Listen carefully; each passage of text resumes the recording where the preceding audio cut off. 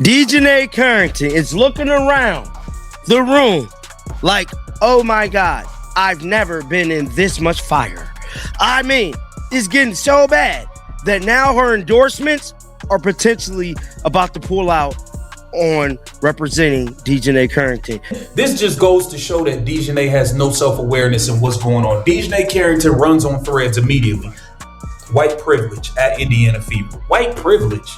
You running around with blonde hair. It look like you trying to be white. It look like you trying to be a white girl. What are you talking about, white privilege? The white girl just got a technical foul for something she didn't even do. What are you talking about, white privilege, bro? This is why she should be banned from the league. They always run.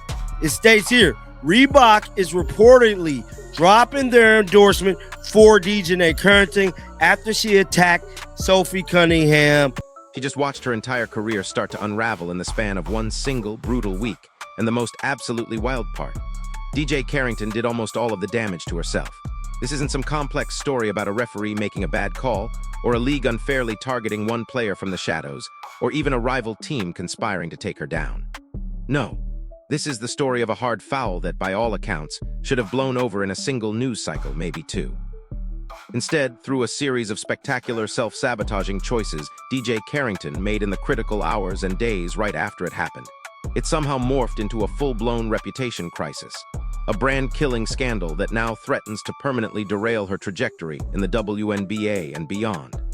This isn't just about a basketball player anymore. It's about a masterclass in how not asterisk to handle a crisis. Did y'all see what happened when this young lady got ejected from a WNBA game the other day for a flagrant foul on Sophie Cunningham? Did y'all see that? She got ejected from the game for that flagrant foul right there. And I'll be damned if that wasn't a flagrant two.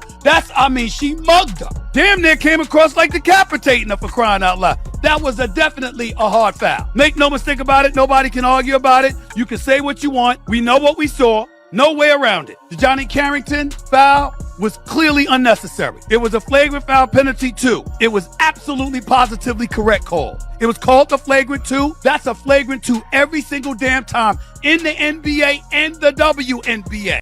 Now let's set the scene for the moment everything began to spiral. It was late in the first quarter of a nationally televised game, a high-stakes matchup between the Chicago Sky and the Indiana Fever, a rivalry already simmering with intensity. Sophie Cunningham, the Fever's fiery guard, was streaking down the court on a fast break, heading for what should have been an easy, uncontested layup, the kind of play that shifts momentum. But then, out of nowhere, Djonai Carrington came flying in from behind, a desperate attempt to block, and instead caught Cunningham across the head and neck, sending her crashing to the floor in a visibly painful heap. The entire arena collectively gasped. Officials immediately blew the whistle and, after a lengthy review at the monitor, upgraded the call to a flagrant foul penalty 2, the kind of severe penalty reserved for contact the league deems unnecessary and excessive. Carrington was ejected on the spot, and as broadcast cameras followed her off the court, her face was a mask of grim realization, a look that suggested she already knew this wasn't just another foul. This was going to follow her around for a very, very long time. But even that wasn't the real problem. Djonai Carrington tweeted out white privilege from the locker room of a game that she was playing in. Get this, she fouled Sophie Cunningham hard. Sophie Cunningham, obviously a white person, fouled her hard. Flagrant 2, gets ejected, goes to the locker room and tweets out white privilege in the middle of the game. Now here's the kicker to me. A flagrant 2 has to be contact that can lead to an injury that looks excessive. Djonai, it was about as excessive as possible. If there was any evidence of there being white privilege, this was not it. Here's where Djonai Carrington had an absolutely critical choice to make, a fork in the road that would define her career for the foreseeable future. And she almost instantly made the wrong one, not minutes but seconds after being escorted off the court. Before she'd even had a chance to reach the locker room and cool down, she pulled out her phone. She posted 2 words on social media, white privilege. And then, as if to twist the knife, she tagged the Indiana Fever directly. No context. No explanation. Just 2 incredibly loaded, politically charged words, hurled into a national controversy that already had Sophie Cunningham's name attached to it from an unrelated, highly divisive story about transgender athletes in women's sports. This wasn't just a bad decision. It was a catastrophic miscalculation that immediately amplified the incident from a basketball foul to a cultural flashpoint, and it was only the beginning of her self-inflicted wounds. I would actually say that this is black privilege, to be totally honest with you, because her posting this white racist comment right after assaulting Sophie Cunningham on the court is actually black privilege, because she knows the WNBA won't do a single thing of significance about it. And imagine if the roles were reversed. If Sophie made a comment similar to this, then she'd likely never play again. And actually, we just saw this from Coach Sandy Brondello. She got disciplined for making, I believe, a pretty innocent, maybe, offhand comment about talking about Angel Reese and saying that she's a protected species. She was suspended. But wait, it gets worse. Just to ensure no one misinterpreted her initial, context-free bomb, Carrington then followed it up with another post. This time, it was simply the date of the next Sky Fever matchup, accompanied by a casual smiley face emoji. For millions of people watching this unfold in real time, this read less like an accidental slip of the keyboard and more like a deliberate, calculated taunt. It wasn't just hinting at a future confrontation. It was actively stoking the flames, daring the league, daring Cunningham, daring the entire fanbase to prepare for round 2. This wasn't an attempt to de-escalate. It was a clear signal that Carrington was ready to escalate the conflict, turning a serious incident into a personal vendetta, and the internet was already ablaze with speculation and outrage. Just wondering, is this all some sort of bizarre PR strategy to attract eyeballs, or is the WNBA fundamentally broken? No. That's you, because you're a good person trying to find some kind of rational reason for doing this other than what it is. It's pure and simple racism and hate. They're mad that the best player in the league is a heterosexual white woman. Let's just be honest. She's not one of the confidants in their creed. And so therefore, it's been a concentrated effort to go after her. Even her head coach doesn't stand by. So, and I think it's hilarious, and at the same time, they don't know what a woman is. And I'm very proud of Freedom and other gentlemen for finding out who they are. And I wish them the best. And hopefully the league will, since it's an all-tolerant league and their head coaches wear shirts about trans women count, well, here's 2. And I hope they give them their opportunity. And the young lady in France as well. So I think it's a league that has got away with being racist and disgusting to people, and now they're Americans are smart to it. So hopefully they get some of their own, but I wouldn't let my daughters watch it. Now just pause and think about the absolutely disastrous optics of that sequence for a second.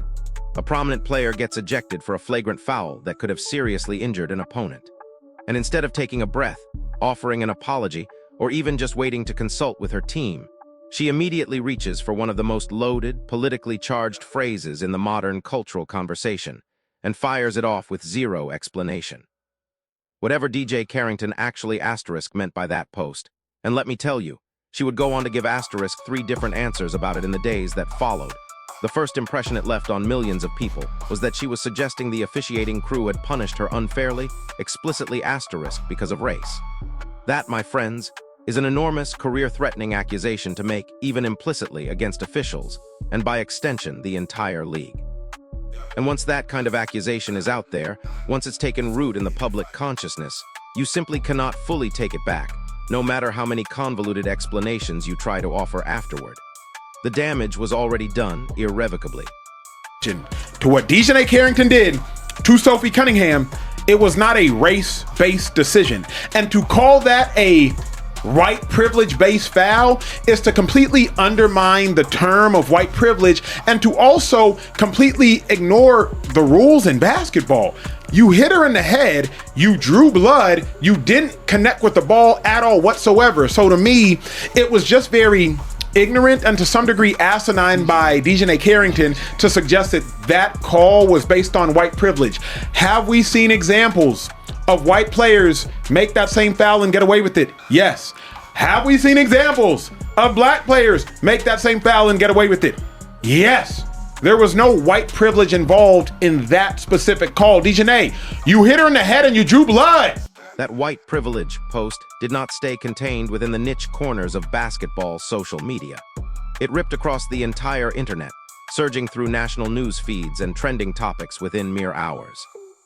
What started as a story about a hard foul quickly stopped being about basketball at all, and instead morphed into a full-blown national debate about race, intent, and whether DJ Carrington was cynically weaponizing a serious phrase to cover for what many considered a dirty, reckless play. This is the exact moment her entire situation began to spiral uncontrollably. Because instead of the conversation being about a flagrant foul, a mistake that could honestly happen to anyone in the heat of a game, It became an indictment of DJ Carrington's judgment, integrity, and whether she had just accused the officiating crew, and by extension the WNBA itself, of racial bias with absolutely zero evidence to back it up. National news outlets, sensing the controversy, picked it up with a feverish pace. Sports talk shows across the country debated it the very next morning, and none of that coverage was focused on her game anymore. It was all about the controversy, the accusation, and the rapidly deteriorating public image of a star player. Every single game for the rest of the season counts. And the fact that she let her hate and her ego cost the game for her entire team is so toxic. It goes to show that she has very little respect for her teammates because they all work their absolute asses off. They've all got something to prove. They know that, they started the season with all this hype. They didn't kick it off very strong. And so they have all been working their asses off, coming together, playing patiently. When I say patiently, they've been playing patiently, learning how to actually run the court together. A lot of new pieces. There's been some injuries. There's been people returning from injury. There's been a lot of changes. The fact that they were just on the rise, and as a Fever fan, I can say they were actually schooling us in the first quarter. They came back when we were up 8 points. Djonai herself was balling out, and she just cost the game for her teammates. And then, predictably, the backlash found a very prominent face. Former NFL player and highly influential media personality Emmanuel Acho, known for his unfiltered commentary, went on his own popular show and absolutely torched Carrington's post directly. "You hit her in the head. You caused bleeding. You didn't touch the ball at all," Acho declared, his voice dripping with incredulity, calling Carrington's attempt to frame that specific foul as a product of white privilege. Very ignorant and, in his words, asinine. Now that's a heavy weight in sports media.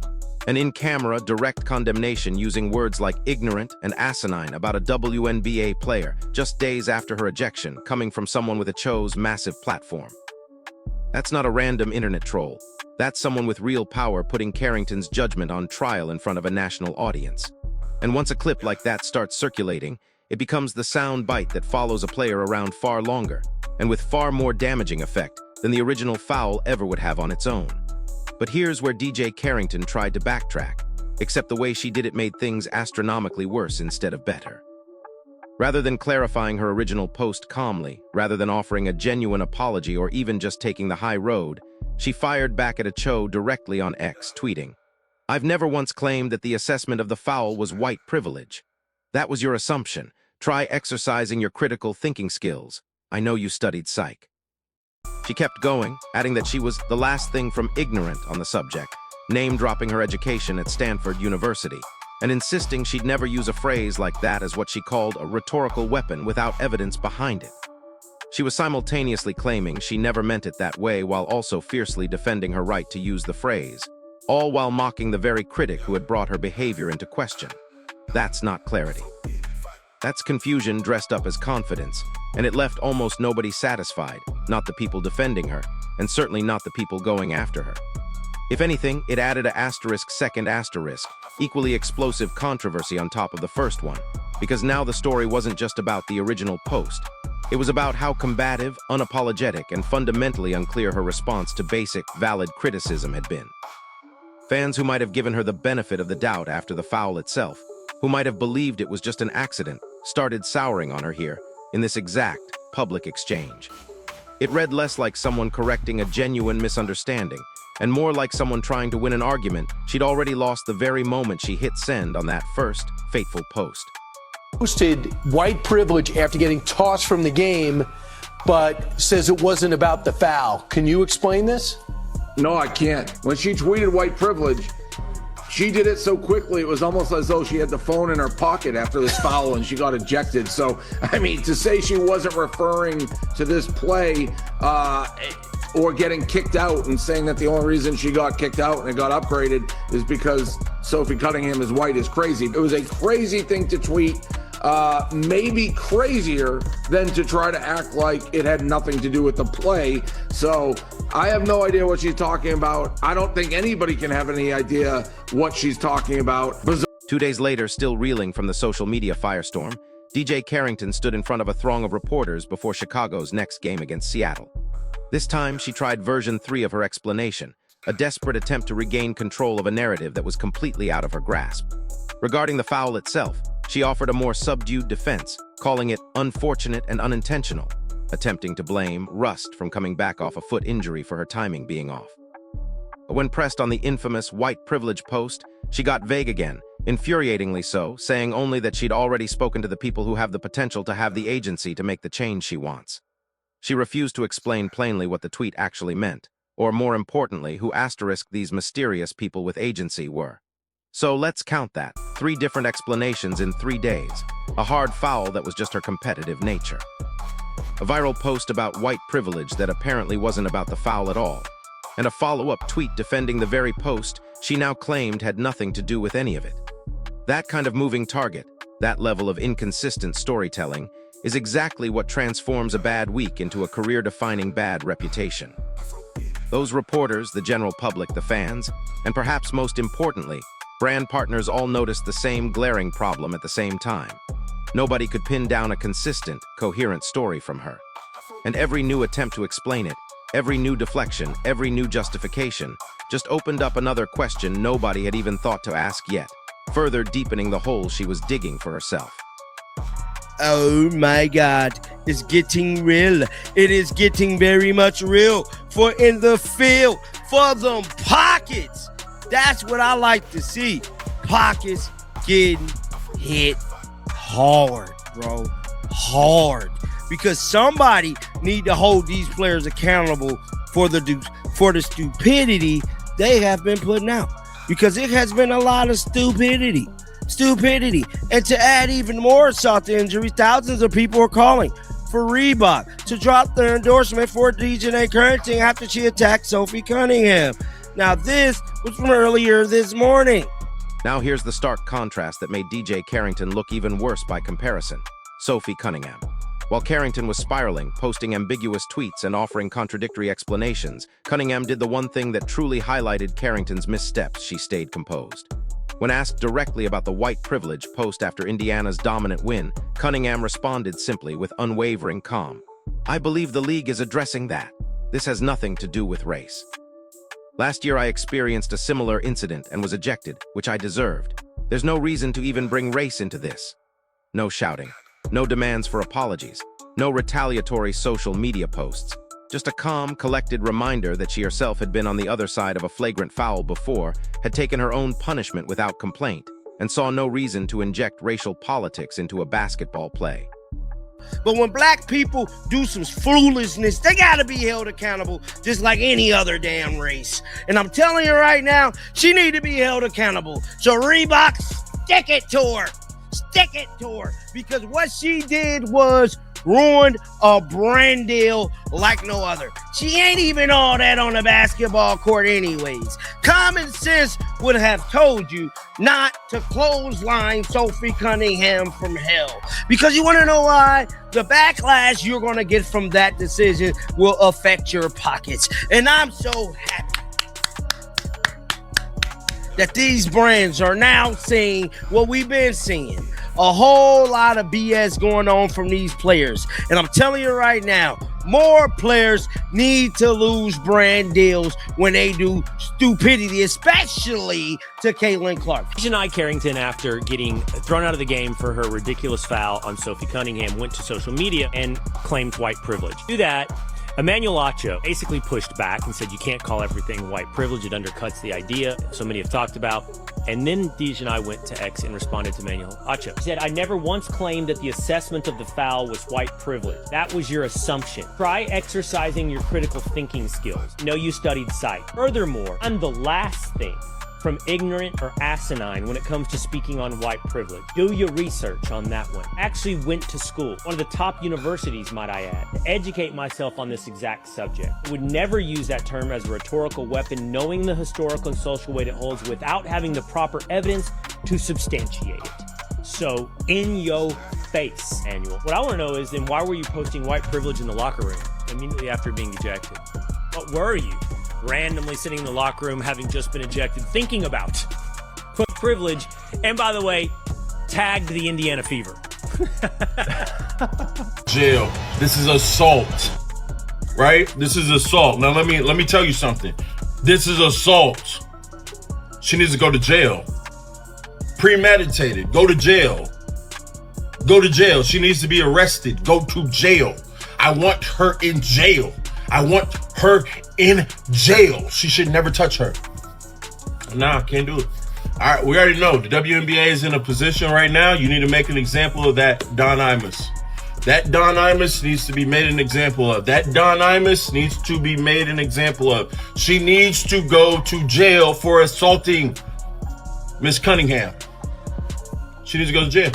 Immediately. About black privilege for a second. Doing something completely wrong and unethical, and instead of taking responsibility, pulls out the race card and acts like a victim. Yeah, that's what we just witnessed here. The sheer lack of accountability on Djonai's end, that was so intentional. Look at Djonai staring at Sophie's head the whole time, and look at her reaction after. That's anger. A normal reaction would be to ask if Sophie was okay or immediately apologize. But instead, she shoves her. The audacity to go and cry wolf and pull out the fake victim card and scream white privilege, all the while making Sophie Cunningham bleed as a result to her actions. People are tired of everything being blamed on race. I wouldn't be surprised if Djonai did this in response to Sophie Cunningham coming out vocally in response to protecting women in women's sports. This was not white privilege. Under Djonai's definition of white privilege, here's some more white privilege. Getting ejected from the game was called consequences to actions, and Djonai should be thankful that an ejection is all that happened, because she ought to be suspended from the entire league.